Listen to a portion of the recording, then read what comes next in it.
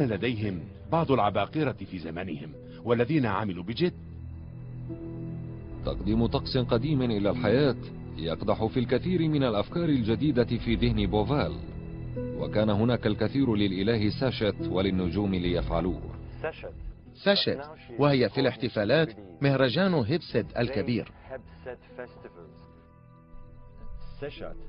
كانت لساشت مهمة أخرى هامة جدا، وهي تسجيل سنوات حكم الملك، وذلك له آثار هائلة. إنه يعني أن بيدها السلطة لتقرر متى ينتهي عهد ملك ما، كم سيعيش، سنوات حياته، لأن ذلك ما كان يعنيه عهد ملك ما، لأنه لا يترك الحكم أبدا. هذا مجمع أول هرم جوسر في سقارة. هنا كان لابد له من إثبات رجولته وقوته. أعياد رائعة، ألوان، أميرات وكهنة، كلهم كانوا يأتون إلى هنا ليحتفلوا لمدة 5 أيام.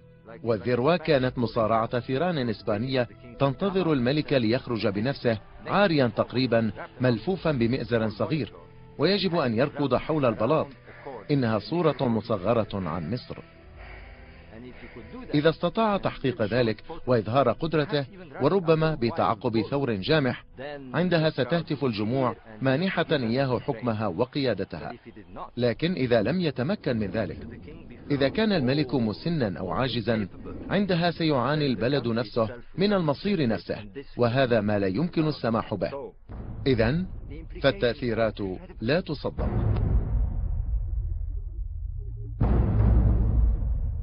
التضحية بالملك معروفة في ثقافات أخرى.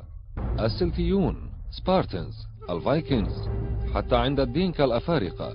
في مصر القديمة كان الثور يستطيع أن يطيح بالملك بسرعة كبيرة، لكن طقوس السد بقيت هامة وسببا لربط ما يحدث بالأعلى مع ما يحدث على الأرض.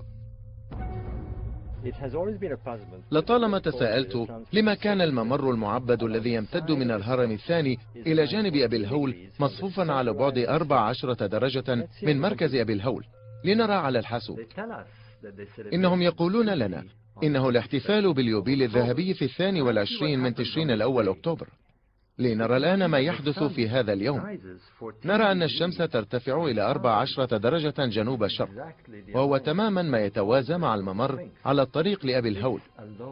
هذا وحده يوحي أن من بين وظائف مقبرة الجيزة الاحتفال باليوبيل الملكي، ونجد هذا في كل أنحاء مصر. نصب أبو سمبل أصغر من الأهرامات وأبو الهول ب500 سنة، ومحوره يتطابق مع الزاوية الموجودة على الطريق لأبي الهول، زاوية الاحتفال. هذا هو فجر 22 من تشرين الأول أكتوبر، يوم هابسد. للأسف بحيرة ناصر تنشر ضوء الشمس قليلا، لكننا كنا هنا لنشهد حدة سطوع الضوء، فالبابون يضيء أولا. هذا البابون في الأزمنة القديمة كان يهبط إلى حافة النيل والشمس ترتفع، يصافح ضوء الشمس ويثرثر مع إله الشمس، ثم يصيح فرحا بذلك. ثم يأتي ضوء الشمس ويسطع على ريهو رختي وعلى رأس إله الشمس، وفي النهاية يضرب ضوء الشمس وجوه التماثيل العملاقة الأربعة التي تمثل رمسيس الثاني. وفي هذه اللحظة يضرب ضوء الشمس ظهور التماثيل، ويلمع الفرعون رمسيس الثاني نفسه، وينير له ريهو رختي، يندمج مع إله الشمس في ضوء الشمس. يحدث هذا مرة كل عام في نفس اليوم.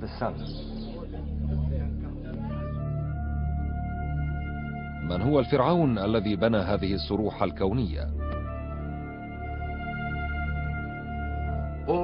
كل هذا الاهتمام بالسماء، فكرة الآلات المقدسة، كانت تهدف لتكون أساسا للقوة. كان الفرعون يؤسس سلطته على النجوم، وهذه آلية كالتي تتبع مثلا في الصين، حيث يعتقد أن الإمبراطور هو ابن السماء. ترونها في كل مكان: الملك حورس، الملك حورس، الملك حورس. الملك هو حورس، إنه ابن الشمس على الأرض.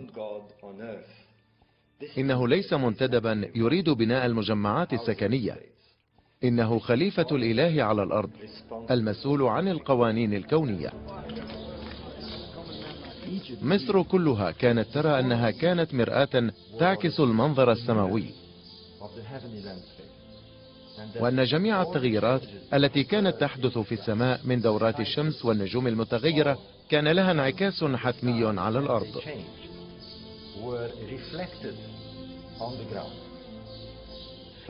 لذلك خلال 3000 عام من الوجود الفرعوني، بدا أنه كما تغيرت السماء من الشمال إلى الجنوب في غضون 3000 عام، تغيرت أيضا الصروح والآثار. أما المواقع الأساسية فلا تغير موقعها فقط، ولكن تغير اتجاهها لتصبح في تطابق تام. كما يتغير ما في الأعلى يتغير ما في الأسفل. القانون الكوني يعمل ويتغير. إذا فهمت ذلك يمكنك عندها أن تحل شفرة مصر وتفهم رموزها. معالم دين السماء الذي يطيع فيه الملوك والكهنة قوانين الكون وخط سير الشمس والنجوم أثناء بناء أضرحتهم. إنهم يقودون بوفال إلى بصيرة جريئة داخل روح مصر القديمة. من الصعب التحري دون معرفة علم الفلك، وتصبح أصعب بسبب مفهوم مصر لعجلات الزمن الكبيرة. ابتدع المصريون دورة تعتمد بشكل كامل على أن النجم والشمس كما أعتقد هما مفتاح فهم كل نظام الموجودين فيه. في وقت مبكر جدا طوروا تقويما شمسيا، ركزوا فيه كل الاهتمام الديني على شروق الشمس في الانقلاب الصيفي، في نفس الوقت الذي يظهر فيه النجم، وذكروا أن طائر الفينيكس قادم ليبدأ الوقت. كان ذلك يوم بداية السنة في مصر، ورأوا أن الشمس تعود إلى نفس موقعها بعد 365 يوما، ولكنهم لاحظوا أن بداية السنة كانت تنزاح عن وقت الانقلاب الصيفي. لماذا؟ لأن السنة الشمسية الحقيقية زمنها هو 365 يوما وربع. قمنا بإضافة اليوم الإضافي 29 من شباط لتعديل ذلك، أي السنة الكبيسة. لكن بالنسبة لقدماء المصريين فالترتيب مقدس ولا ينبغي تغييره.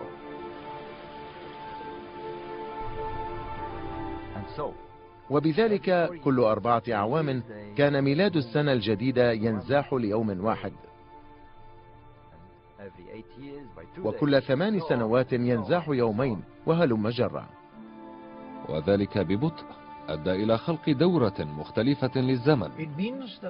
وهذا يعني أن الفصول بدأت تدريجيا بالانحراف عن السنة الاصطناعية، وهكذا يجب أن ينقضي وقت طويل حوالي عدة مئات من السنين قبل أن يتكرر الوضع الصحيح، وهذه هي دورة سوذيك.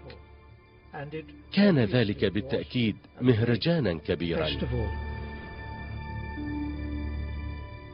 سماها المؤرخون اليونانيون المعجبون بهذه الدورة التي تقرر الزمن في مصر دورة سوذيك، كما كانوا ينادون آيزيس التي من رحمها خرجت ريهوراختي في ذلك اليوم عندما كانت مصر نفسها تولد من جديد.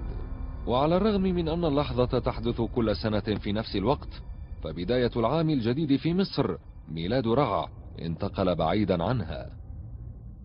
سأخذ دورة كاملة تساوي 1460، أي 4 أضعاف عدد أيام السنة المفترض.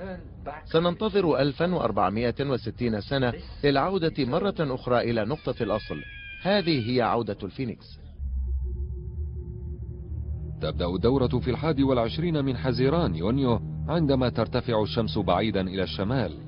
فقدان يوم كل 4 سنوات يعني أن كل الجيل القادم من المصريين رأى رأس السنة بعد اليوم الحقيقي بيوم واحد، وارتفعت الشمس تشرق من الشمال البعيد. على مدى القرون زحفت السنة الجديدة، والشمس سوف ترتفع أكثر فأكثر باتجاه الجنوب، إلى أن تزحف السنة الجديدة مرة ثانية لتكتمل الدورة بعد 1460 سنة.